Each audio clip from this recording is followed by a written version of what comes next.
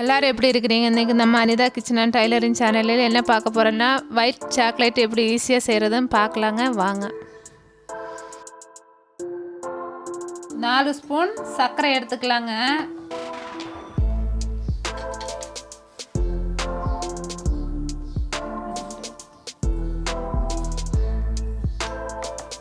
நீங்கள் எந்த அளவுக்கு குவான்டிட்டி செய்கிறீங்களோ அந்த அளவுக்கு இது பண்ணிக்கோங்க. சர்க்கரை நல்லா நைஸாக பொடிக்கிறதுக்காக ஒரு 1/4 ஸ்பூன் கார்ன்ஃப்ளவர் மாவு போட்டுக்கிறாங்க. மிக்சியில் நல்லா அடித்து எடுத்துக்கலாங்க. இந்த மாதிரி நல்லா நைஸாக பொடிச்சு எடுத்துக்கலாங்க. எந்த அளவுக்கு சர்க்கரை போட்டுக்கிறாங்க அந்த அளவுக்கு பால் பவுட்ரு எடுத்துக்கலாங்க. எந்த பிராண்டாக இருந்தாலும் பரவாயில்லைங்க. சர்க்கரை எந்த அளவுக்கு போடுதோ அந்த அளவுக்கு பால் பவுட்ரு போட்டுக்கலாங்க. 4 ஸ்பூன் சர்க்கரை எடுத்துக்கோங்க. 4 ஸ்பூன் பால் பவுட்ரு போட்டு எடுத்துருக்குறாங்க. இதுவும் மிக்சியில் போட்டு 2 செகண்டு நல்லா அடித்து எடுத்துக்கலாங்க. சர்க்கரையும் பால் பவுடரும் நல்லா மிக்சியில் அடித்து எடுத்துருக்குறாங்க. இது கூட பட்டரும் ஒரு 4 ஸ்பூன் சேர்த்துக்கலாங்க. பட்டர் இருந்தால் பட்டர் சேர்த்துக்கோங்க, இல்லாட்டி டால்டா கூட சேர்த்துக்கலாங்க.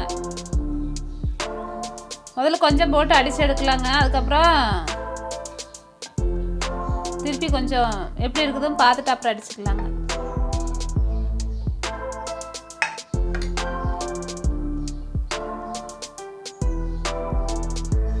பட்டர் கொஞ்சம் பத்தலைங்க, இன்னும் கொஞ்சம் ஊற்றிக்கலாங்க.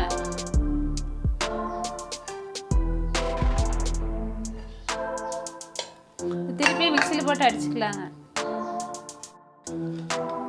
இந்த மாதிரி நல்லா மெல்ட்டாக மிக்சியில் நல்லா அடித்து எடுத்துருங்க. தறி எதுவும் இல்லாமல் இந்த மாதிரி நைஸாக அடித்து எடுத்துக்கோங்க. பட்டர் வேணுங்க, நீங்கள் பாதி பட்டர் போட்டுக்கோங்க, பாதி பால் ஊற்றிக்கலாங்க. நான் பட்டரை போட்டிருக்குறேங்க. இந்த மாதிரி சாக்லேட் மோல்டு இருந்தால் எடுத்துக்கோங்க, இல்லாட்டி கிண்ணத்தில் கூட ஊற்றி வச்சுக்கலாங்க. எங்கிட்ட இப்போ மோல்டு இருக்குது, அதனால் மோல்டு ஊற்றிக்கிறேங்க.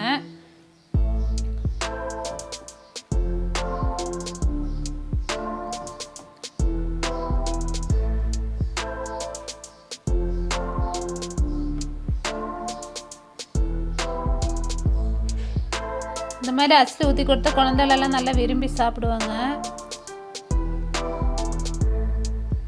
இந்த மாதிரி மோல்டில் ஒயிட் சாக்லேட் ஊற்றி ஃப்ரிட்ஜில் வச்சுக்கலாங்க.